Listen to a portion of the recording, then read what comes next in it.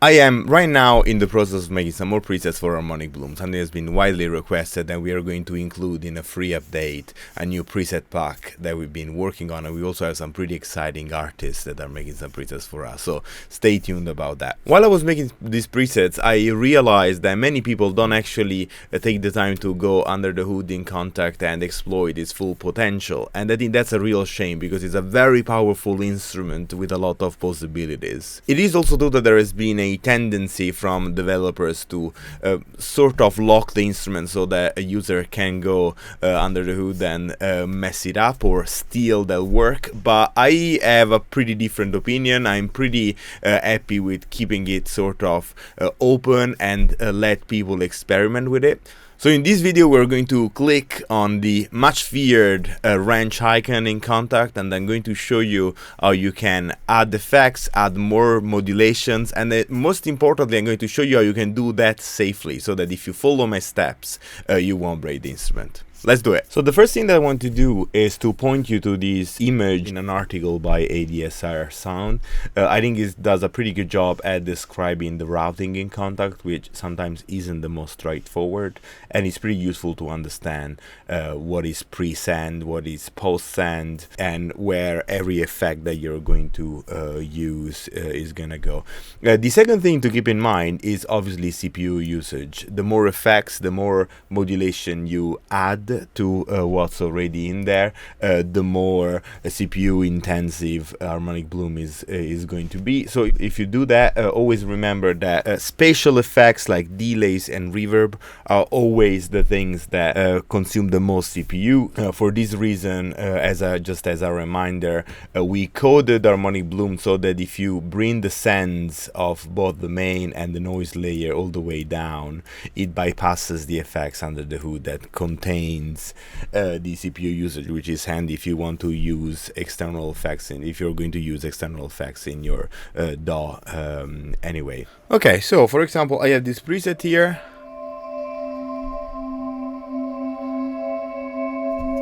Sounds beautiful, but let's say that I want to change it. So first of all, let's get rid of some reverb on both layers, right? And let's only keep the delays.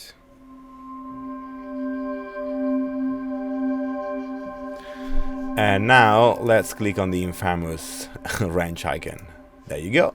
And you also need to go on monitor, and this will give you a list of all the groups that made up the instrument.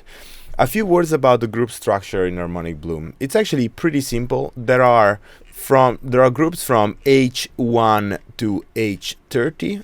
Those are for the 30 sources that you will find in the noise layer. However, you will notice that there is a separate group for every harmonic, from the fundamental to the 7th harmonic. So that means that we are basically using different groups to trigger all these different harmonics, and you'll also see that they are named with the note that they are actually playing. So for example, if you select the very first noise layer, which is electric hum, let's bring the noise down.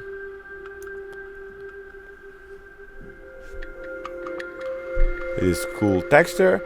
You'll notice that all 8 groups are playing.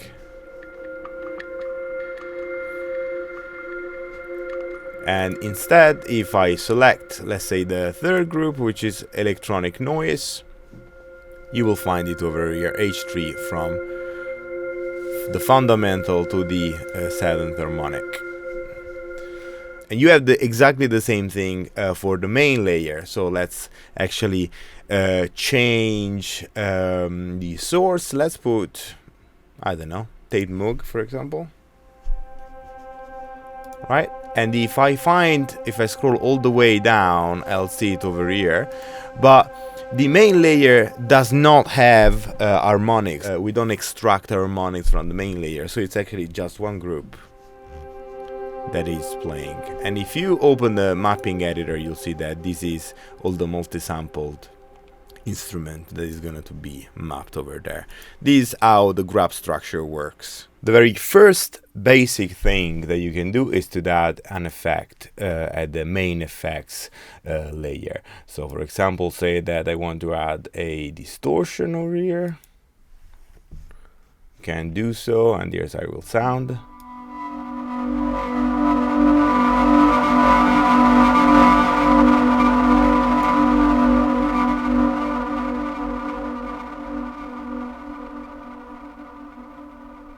In a similar fashion, you can add effects to the insert effects slot, and the difference is that those are presends. You'll see here in the picture that I wanted to show you before. In fact, let's keep it over here, that the instrument insert effects are before the return of the send instrument, so that will provide you with a different sound. So if I add my distortion over here instead,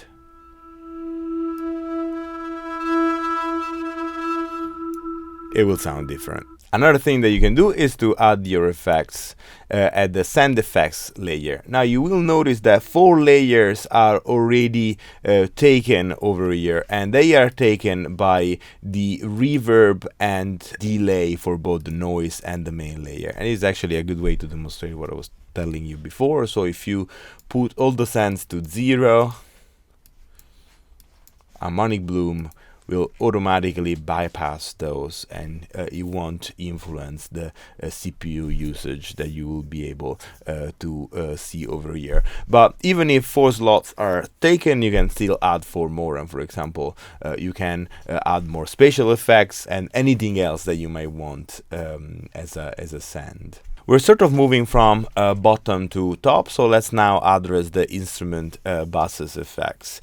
And this is one of my favorite places to add effects in Harmonic Bloom. And the reason for this is that we routed Harmonic Bloom in a way that main and the 8 different harmonics actually take separate buses. So if I now put all the harmonics to the top, so that we can sort of have a look at the meters,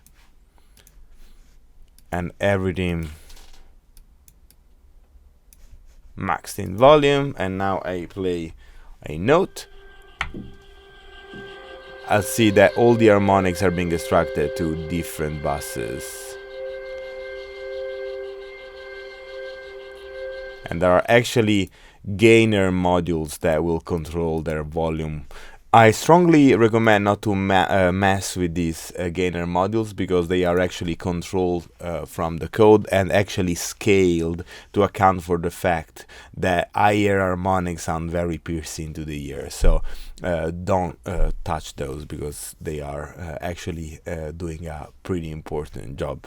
All of the effects parameters that you might add in the ways that have been indicated so far can be MIDI learned, but cannot be modulated. Let me explain you what I mean. So for example, if I add a bandpass filter here and I want to control the cutoff frequency of this effect, all I need to do is to right click, learn it, move something from my controller, and now this cutoff has been controlled by MIDI CC 34. So you can do these very easily. However, you can't assign a modulation source which is internal to Kontakt to control that specific cutoff frequency. And to do that, you need to add the effects at a group level. Let me show you how to do that. This is the only one area in Kontakt where you can add effects, and you need to be slightly more careful. The reason is simply that you need to be very aware of whatever groups you have selected, because whatever you do in the group that is currently focused, you are going to apply the same changes to all the selected groups.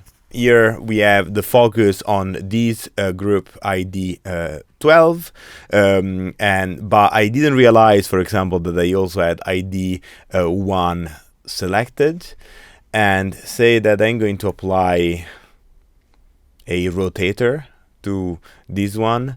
Now I applied it also to this group, which wasn't my intention. So you do need to be a little bit careful. And the way you can make sure that you don't do these things by mistake is very simply by selecting the groups that you want to apply the effect to. So say that I want to apply them across, let's put the very first group, electric hum, and I want to apply effects to each single harmonic layer.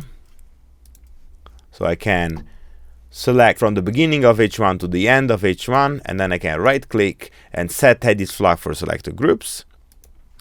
And now if I want to add, say, a lo-fi effect to these groups, I have it in all those groups, but not anywhere else. And if now I only want to apply another changes to specifically the sixth harmonic, I can just click on just one and set a flag for select a group, and now everything that I do is going to be applied only to this group.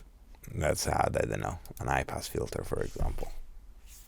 Now I messed the instrument up a little bit, so let's not save it, and let's add the same preset again, which, as you'll see, will get rid of the changes that I've just done, and let's try and apply some modulations. Kontakt has a whole lot of modulators, which I personally believe are really good. Let's apply it to the main layer so that we don't need to apply the same effect 8 times, which is what you would need to do if you wanted to apply something to all of the harmonics. Obviously, you can also apply an effect to only one specific harmonic, which makes it even cooler. But let's apply something to the main. Now, if my selected main is physical modeling, you obviously don't need to count the position of the physical modeling. You can just go under the hood, hold a note, and you can see where the speaker icon happens. So here are the harmonics, and here it is in the main layer. So I know that M41 is the group which is related to physical modeling one, so I can apply my effects there. Let's start with something very simple. One effect that I really love is the LoFi Stonebox. So as I said, let's make absolutely sure that this is the only group that we are applying the effect to. So let's set the flag for selected groups, and it's only this one. And now I can add under stomps the LoFi, which is basically a bit crusher.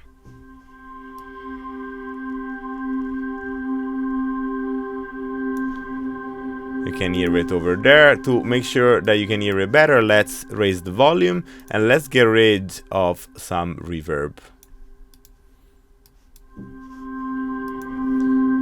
I can really hear the sample rate going down. Let's also decrease the noise.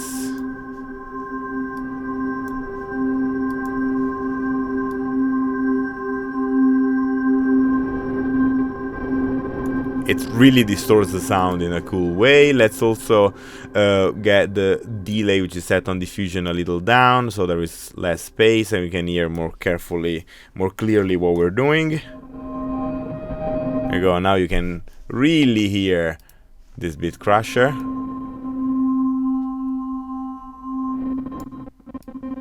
You can get some really cool glitchy effects. And for example, let's say that we want to add modulators to both the bits and the sample rate. So I can just right click on it and I can select any one of those. So let's, for example, start with something simple like a sine wave LFO. I'm gonna click on it, and here I can see that the LFO is modulating the bit depth. I can also change the target to something else. Here I control the intensity of the modulation, and if I click over here, it's going to bring me to the bottom where I can see the settings of the LFO. So for example, I can increase the rate, but I can also tempo sync it. If I click on Hertz, I can change from default to an actual musical division, so it's gonna sync with your digital audio workstation. I am in Kontakt standalone at the moment, so I'm at 100 BPM, but I can go to, say, 150. Let's go faster.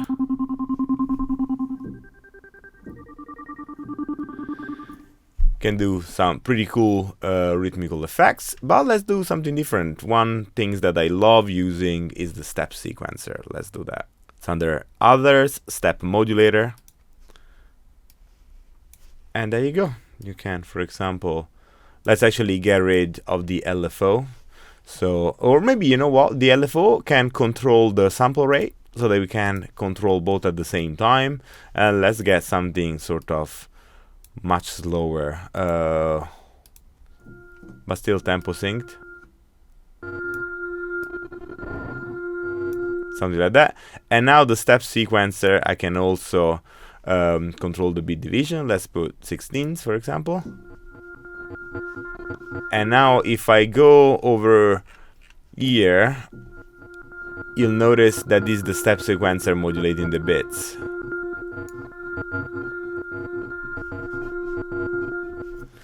Sort of a glitch sound, which is quite interesting. Let's add back some delay diffusion and noise.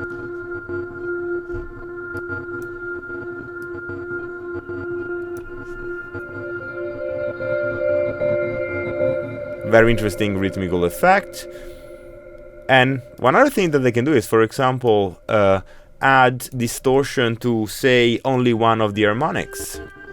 Let's raise, let's say, the second harmonic, and let's add it to the at the bass level. So over here, because it's main, fundamental, first harmonic, second harmonic, so you can see from the meters over here. And let's add maybe let's add some distortion. This is like a dirty preset, so let's keep making it dirty. There is a pretty good Tube Screamer emulation in Kontakt.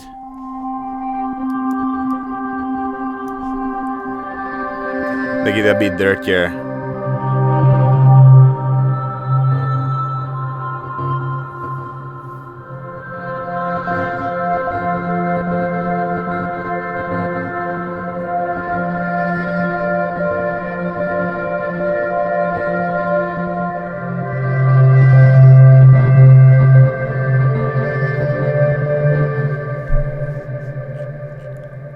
And that's pretty cool. And say I want to save that, we can just save it as another preset.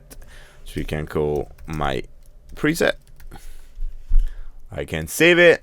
Again, it will appear under my user settings, but then if I revert to, let's put again 12-tone drone, which is what we used as a base, all my modulations and presets have disappeared, and I kept the instrument as it shipped from factory, so to speak. Let's try something else. Let's try to add the same lo-fi effect to only selected harmonics, say only the even harmonics and the fundamental of this specific preset.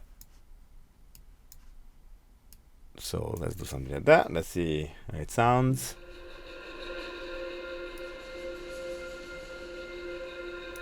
Pretty cool. Let's go under the hood. Let's find the group. Here it is. And now let's go. Let's select by clicking on Command or Control, depending on whether you're on Mac or PC, and select the fundamental, the second harmonic, the fourth harmonic, and the sixth harmonic. And then you can set edit flag for selected groups. And let's put it after the bandpass filters. These bandpass filters that you'll find on the noise layers are what is actually extracting the harmonic, so don't touch that. And then we can put again the lo-fi. Here it is. Can already hear that it has that cool texture.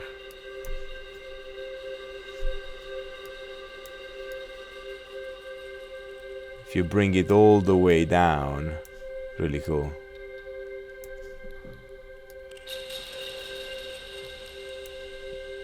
That's a very interesting texture. So let's modulate this, maybe with an envelope. And we want to make it with a fairly long attack. And we also want it to stay up once it reaches the effect that we want. So let's try it now. You see that the beat goes up.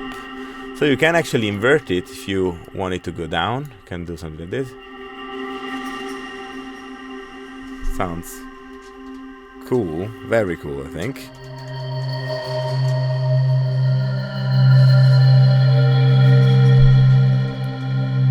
And we can play with the sample rate at the same time, maybe. Let's add another step modulator to this one. And we can mess things up a little bit. But let's make it slower. Let's put something like quarter notes. There you go.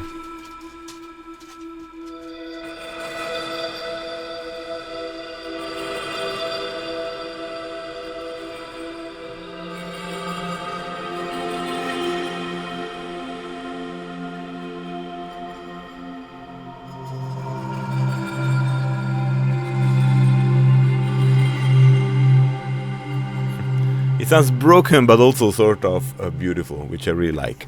Anyway, the point is that you can get as experimental as you like. Just try stuff out. Let me know what you think in the comments down below. And as I said, if you don't own Harmonic Bloom just yet, make sure that you grab a copy, because there are way more presets coming very, very, very soon. We are planning on releasing mid-February, late February, depending on how things go. So thank you so much for watching. I'll see you next time, and thank you very much for the continuous support. Bye.